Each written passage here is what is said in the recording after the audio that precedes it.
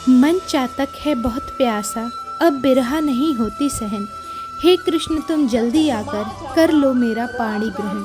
कुछ इन्हीं विचारों के साथ साध्वी जी ने रुक्मिणी विवाह प्रसंग का रसपान भक्तों को कराया किया करती थी। जैसे जैसे रुक्मिणी जी भगवान श्री कृष्ण जी की महिमा को श्रवण करती गई, उन्हें सुनती गई, वैसे वैसे रुक्मिणी जी मनसा वचना कर्मणा के द्वारा उनके चरणों की दासी होती चली गई। उनके अंतःकरण में अगर कुछ था तो भगवान श्री कृष्ण जी की याद थी। आठों पहर उनके हृदय की सितार के ऊपर कृष्ण के नाम की सरगम सदैव बजती रहती थी।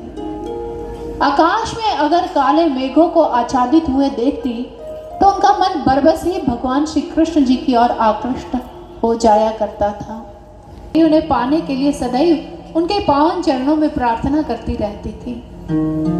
राजमहल में अगर उनका मन नहीं लगता था तो गौरी माँ के मंदिर चले जाया करती थी और गौरी माँ के पावन चरणों में बैठकर भी वो एक ही प्रार्थना करती थी, हे गौरी माँ, अगर मनसा वचना कर्मणा के द्वारा मैंने आपकी भक्ति की है, एक क्षण के लिए भी सच्ची भक्ति की है, तो उसका फल मुझे यही दीजिएगा कि मैं द्वारिकाधीश के चरणों की अर्धांगिनी बन जाऊं।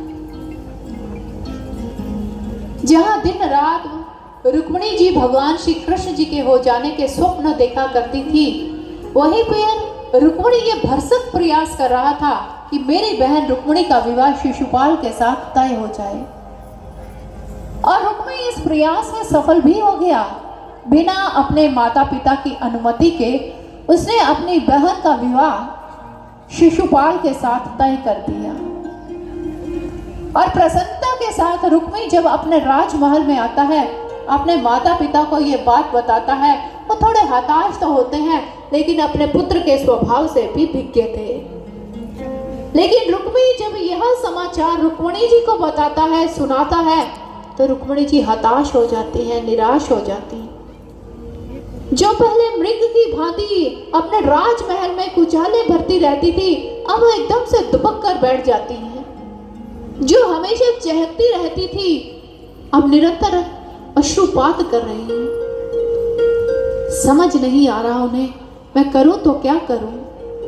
इधर राजमहल में विवाह की तैयारियां प्रारंभ हो गई, सगे संबंधियों का आना शुरू हो गया। राजमहल में जगह जगह तोरण द्वार बनाए गए, मार्ग को पुष्पों की तरह सजाया जा रहा है, केवड़े का छिड़काव किया जा रहा है। लेकिन इन सब के होते हुए भी रुक्मिणी जी अपने आप को बहुत एकाकी पाती हैं और सोच रही है कि मैं सर्वस्व माना है। तब उनकी एक सखी उनके पास आती है और यह कहती है, रुक्मिणी, तुमने भावों की पातियां प्रभु को बहुत भेजी हैं, अब आवश्यकता है कि तुम एक पत्र लिखो द्वारिकाधीश के नाम पर और किसी विश्वास पात्र ब्राह्मण को थमाकर उसे द्वारिका की ओर रवाना कर दो। रुक्मिणी जी ने कागज और कलम लिया और अपने हृदय के जितने भी भाव थे उन्हें शब्द दे दिए और उसे पीत वस्त्र में लपेटकर अपने विश्वास पात्र ब्राह्मण को देते हुए कहने लगी, हे विप्रवर, अधिक विलंब ना कीजिए, आप इस पत्र को लेकर द्वारिका की ओर प्रस्थान कीजिए और द्वारिकाधीश को कहिए वो मेरे इस निवेदन को स्वीकार करें। एक विप्रवर पधारे हैं, आपसे भेंट करना चाहते हैं। भगवान श्री कृष्ण जी अतिथि कक्ष में जाते हैं, ब्राह्मण देव का उचित सम्मान व सत्कार करते हैं और फिर मुस्कुराते हुए उनसे कहते हैं, कहिए विप्रवर, मैं आपकी क्या सहायता कर सकता हूं। बिना कुछ कहे, बिना किसी विलंब के विप्रवर ने वह पत्र द्वारिकाधीश की ओर बढ़ा दिया। पीत वस्त्र में लिपटे हुए उस पत्र को भगवान श्री कृष्ण जी ने खोला और मंद मंद मुस्कान के साथ पढ़ रहे हैं, जिसमें रुक्मिणी जी ने लिखा था, पाती भेज रही एक बिरहन, हे गोविंद हे मुरलीधर, सर्वस्व मानकर बैठी है वो तुमको अपना है गिरिधर। बंसी की कभी तान सुनी ना फिर भी पैर थिरकते हैं, गिरे कहीं हो मोर पंख तो उन्हें संभाल कर रखते। हे मनमोहन, कर दिया तुमको सब कुछ मैंने अर्पित, तेरे प्रेम में बह गए जीवन है अब तुम्हें समर्पित। अब हृदय में तेरी यादें, तेरी ही बस बातें हैं। रोम रोम और श्वास सांस बस तेरे गीत सुनाते हैं। मन चातक है बहुत प्यासा, अब बिरहा नहीं होती सहन। हे कृष्ण तुम जल्दी आकर कर लो मेरा पाणी ग्रहण। भाई रुक्मी शिशुपाल से विवाह हमारा कर देंगे, हुआ जो ऐसा हम स्वयं को अग्नि में अर्पित कर देंगे।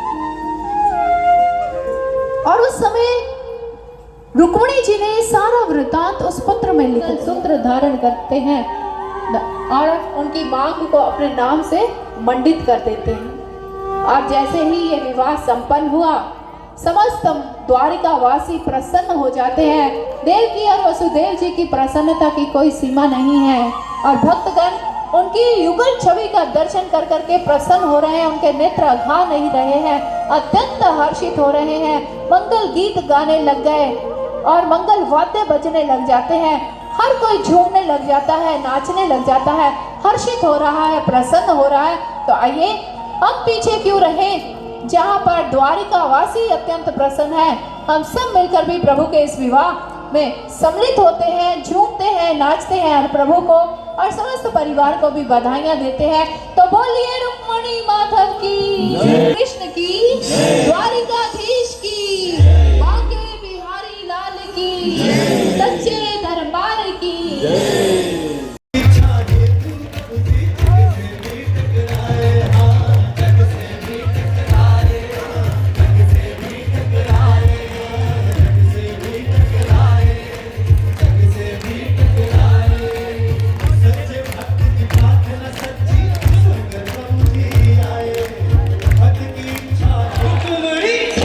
रुक्मिणी माधव की बोलो जय जयकार। रुक्मिणी माधव की बोलो जय जयकार। रुक्मिणी माधव की बोलो जय जयकार।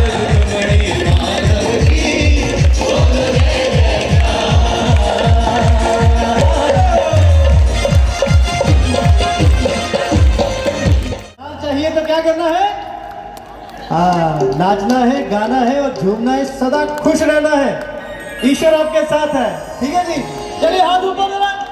हाँ, रुक्मिणी रुक्मिणी रुक्मिणी रुक्मिणी रुक्मिणी माधव की बोलो जय जयकार। रुक्मिणी माधव की बोलो जय जयकार।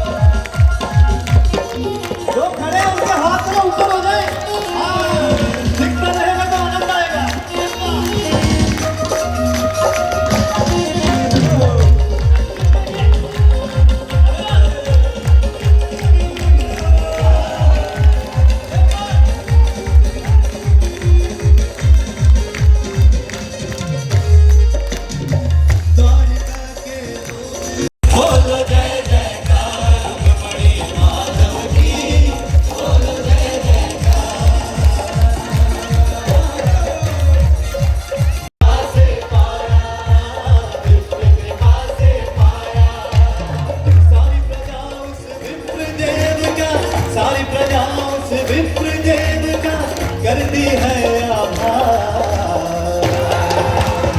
इसे हाथ ऊपर। हाँ जी, रुक्मिणी रुक्मिणी रुक्मिणी रुक्मिणी रुक्मिणी रुक्मिणी रुक्मिणी माधव की बोलो जय जयकार। रुक्मिणी